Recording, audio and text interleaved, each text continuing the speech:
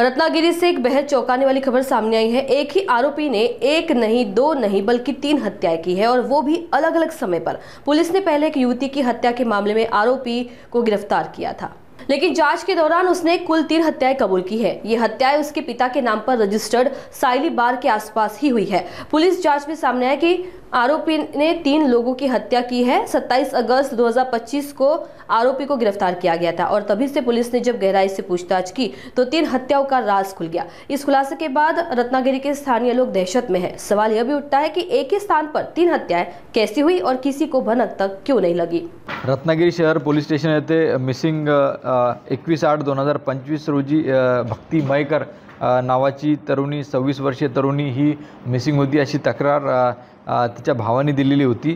त्याचा तपास करताना असं निष्पन्न झालं की दुर्वास पाटील, विश्वास पवार आणि सुशांत नरळकर या तिघांनी मिळून भक्ती मयेकर हिचा खून करून आंबा घाटात तिचे प्रेत टाकले होते आणि त्याचा या प्रकरणाचा पुढे तपास करता असताना रत्नागिरी पोलिसांना अशी माहिती मिळाली की राकेश अशोक जंगम याचाही 21/6/2024 ला दुर्वास पाटील, विश्वास पवार आणि निलेश भिंगारडे यांनी खून करून आंबा घाटामध्ये त्याचं प्रेत टाकलं होतं।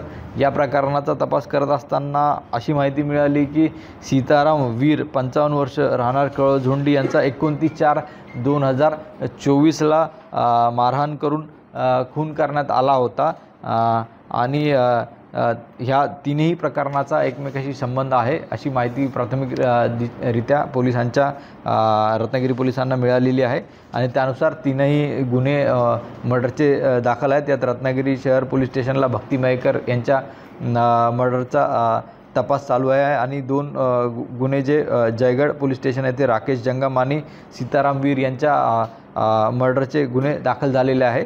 यामध्ये आरोपी जे आहेत 4 आरोपी यामध्ये अटक आहेत। त्यात दुर्वास पाटील, विश्वास पवार, सुशांत नरळकर आणि निलेश भिंगारडे हे 4ही आरोपी या 3 गुन्ह्यामधले यामध्ये रत्नागिरी पोलिसांनी अटक केलेले आहे।